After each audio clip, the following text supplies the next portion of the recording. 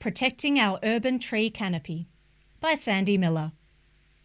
Public question time at Manningham Council's June 30 council meeting was dominated by questions regarding changes to tree canopy protection following the state government's recent changes to residential development provisions. Residential development in Victoria is controlled by residential development provisions, which are included in clauses of the Victorian planning provisions and all planning schemes and building regulations. These were updated in March 2025. The residential development provisions, commonly known as Res Code, are applied through the planning permit or building permit systems. They apply to the construction of new dwellings, alteration and extensions to existing dwellings, residential subdivisions, apartment developments. In March 2025, parts of Res Code were replaced by the Townhouse and Low-Rise Code, 1 to 3 stories, Clause 55. The 4-storey apartment standards, Clause 57. However, Clause 54, one dwelling on a lot or a small second dwelling on a lot, Clause 56, residential subdivision, and Clause 58, apartment developments, will remain unchanged. Res Code changes for apartment and townhouse development set a minimum 10% tree canopy, while reducing minimum setbacks and private open space. This is at odds with the state government's plan for Victoria, which has a target of achieving 30% tree canopy in urban areas. Tree canopies cool neighbourhoods, clean the air, make our streets walkable, and are part of neighbourhood character.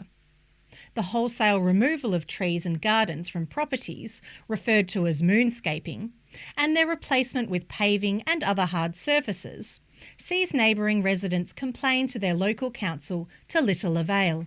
At the June council meeting, resident Amanda de Croo asked council to identify the areas of most concern to it regarding the changes in the Victorian planning schemes on canopy tree cover in Manningham, and if council would specify the matters that it raised with the Victorian state government in relation to the impact of changes to Victoria's planning scheme on tree canopy cover in Manningham.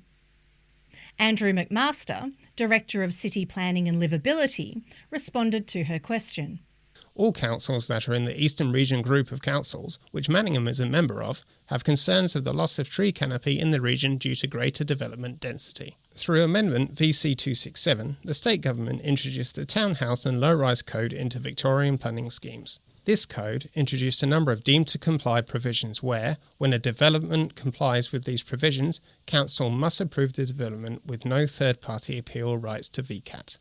This is of concern to council's professional planning officers because this new code does not afford any protection to neighbouring trees on adjoining properties, potentially allowing structures to impact structural root zones and encroach into tree protection zones.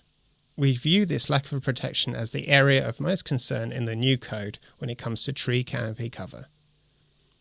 Council has provided submissions to the state government on planning reforms on a number of occasions in the last 12 months. In its submission on Plan for Victoria, Council noted that the state government housing targets will have implications for existing tree cover, impacting quality of life for our residents, and we called on the state government to provide innovative solutions for urban greening to help to achieve increasing canopy cover on both public and private land. We prepared a specific submission to planning scheme changes as well, calling on the state government to require development to incorporate suitable spacing for significant and canopy trees. In that submission, we also recommended decision guidelines which encourage the retention of established street trees, which we said should be protected at all costs. Most recently, Council submitted to the Parliamentary Inquiry on Planning Scheme Amendment VC 267.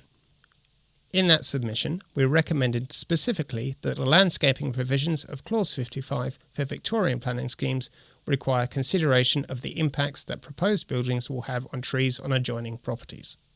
We pressed that this is an imperative to ensure site-responsive designs and the protection of urban tree canopy coverage.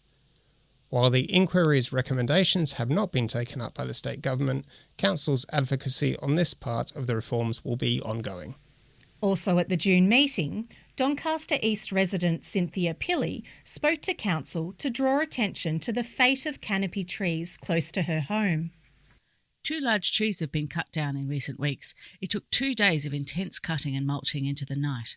This adds to the moonscaping of the property directly behind me when several large canopy trees were removed early last year. It is unlikely that other residents aren't witnessing the same destruction. She said outside of Warrandyte, it seemed trees had no protection.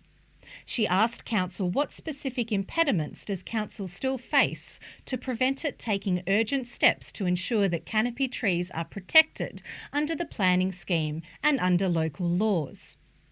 Mr McMaster again responded to the question. Protection of tree canopy is a matter that is under active consideration by the Eastern Region Group of Councils, and indeed by our officers internally as well. While it is not technically an impediment, we will need to be having discussions with our councillors and the community about retention of tree canopy into the future. We look forward to continuing this discussion with you and the community over the course of the next council plan.